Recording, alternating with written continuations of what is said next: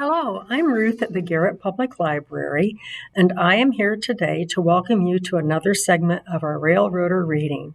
Today I have 3 short stories taken from the Reader's Digest, and 2 of my stories are from the Everyday Heroes section.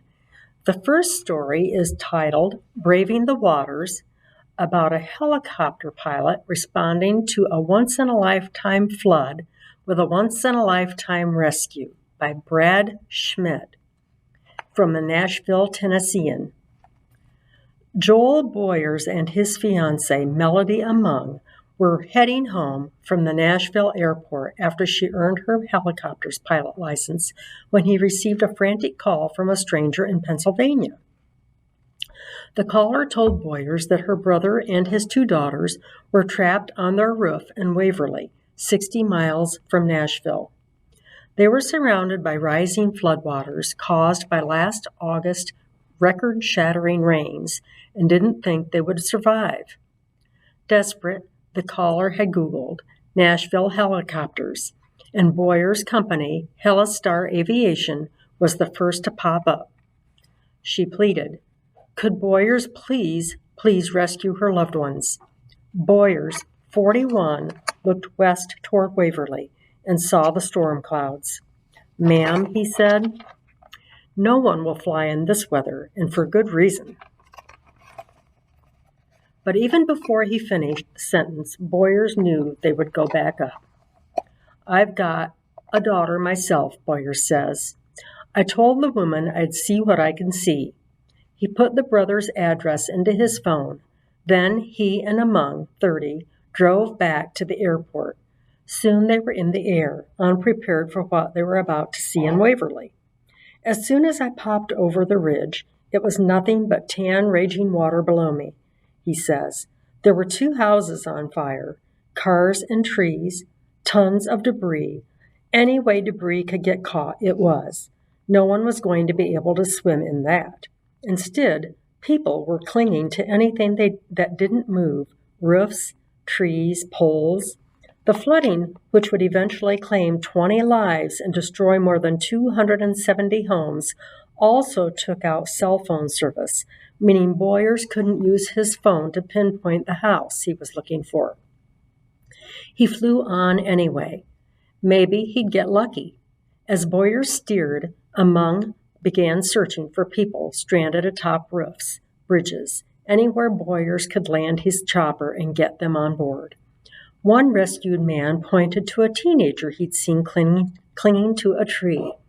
The teen, soaking wet and exhausted, was barely out of the water.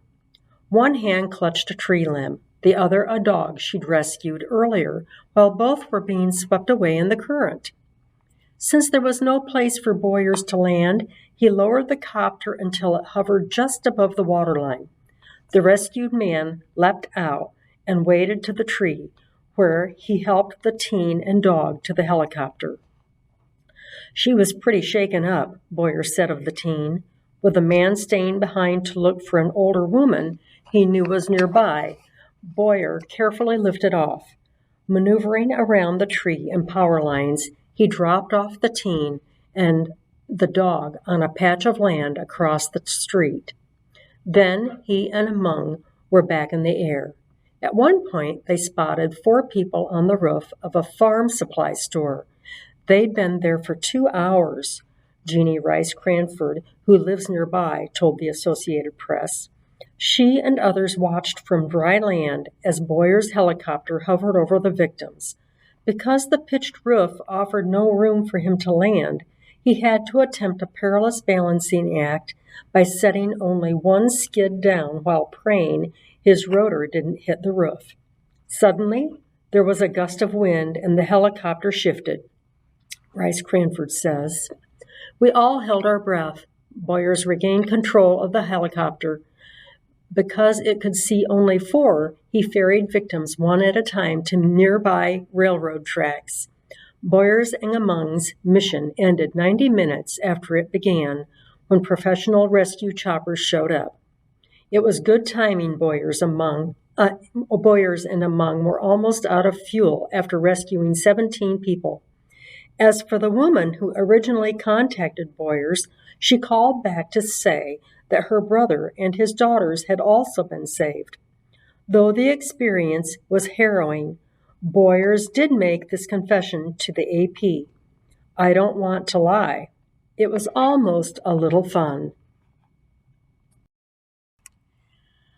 My next story is Kindness on Autos, written by Andy Simmons.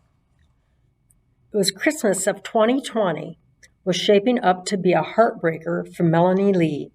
A few weeks earlier, her 33-year-old son had lost his battle with a long illness. Then the transmission on her 2000 Chevrolet Tahoe conked out. She had no means of paying for it to be fixed. "When it broke down, I broke down," Lee told CNN. "Now I don't have my baby. Now I don't have transportation. How am I supposed to stay active in my grandchildren's lives?" Enter Elliot Middleton, 38, the owner of a barbecue restaurant and former auto mechanic who, in his free time, repairs and gives away used cars.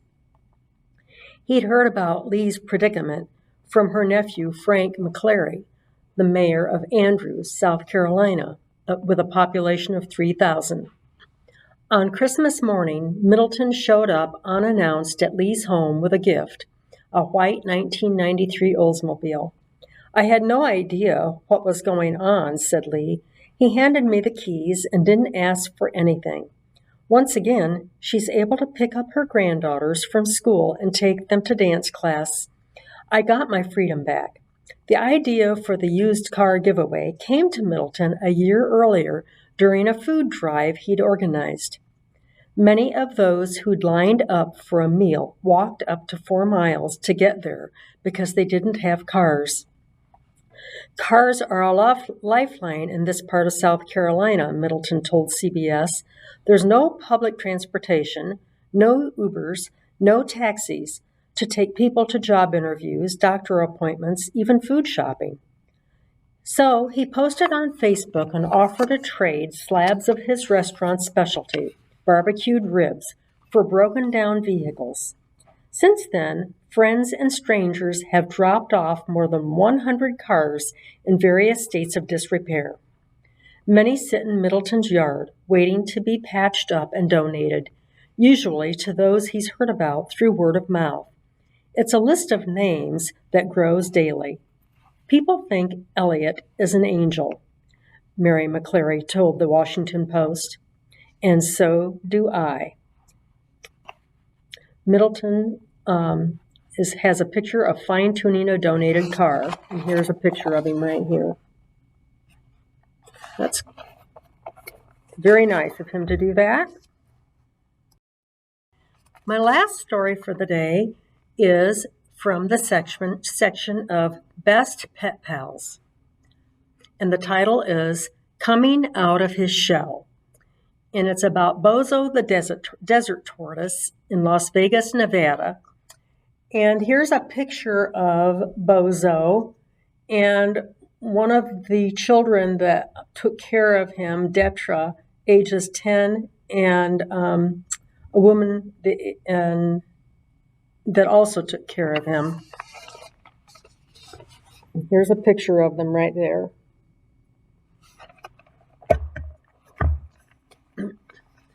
Our family has had a relationship with Bozo, an ancient desert tortoise, for about 50 years. We first met him in the early 1970s in the backyard of an older woman who lived a few houses down from us in our Las Vegas suburb.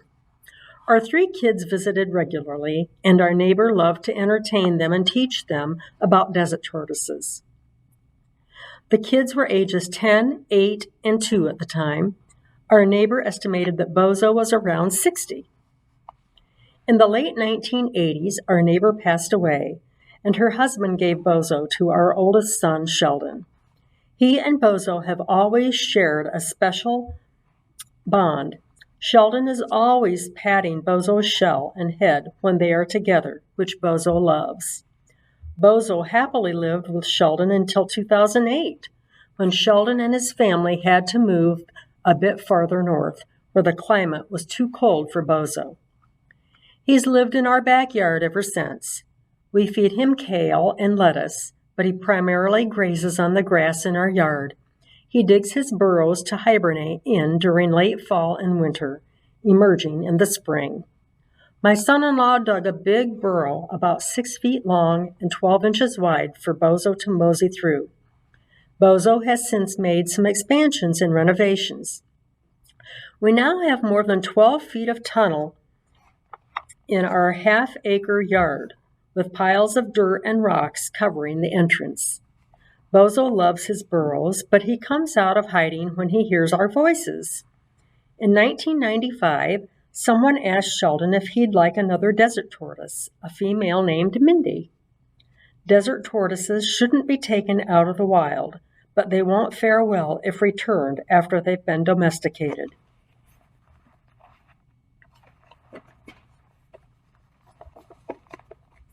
She needed a home, so Mindy became Bozo's mate. In the summer, we'd find ping-pong ball-sized eggs in the burrows. After they hatched, we'd gather the little tortoises in a box until we found homes for them. Together, Bozo and Mindy had dozens of offspring, all of which have been distributed among our kids, grandkids, nieces and nephews, and friends. My daughter Detra and son Ryan have outfitted their backyards with burrows and have at least 7 or 8 tortoises each. Bozo is well over 100 years old now. Most desert tortoises live only about 50 to 80 years. We assume he's lived so long because he's far from predators and natural stressors of the wild. Not only is Bozo surviving, he's thriving, and he continues to be a source of joy and amusement for our entire family. And nearly 5 decades after their first meeting, Sheldon is still Bozo's all-time favorite person. All Sheldon has to do is start talking, and Bozo comes crawling. I thought that was a cute story to end with, and I hope you have a nice week, and I hope that you can enjoy the stories we just read today, and we hope that you'll be back with us next week. Thank you.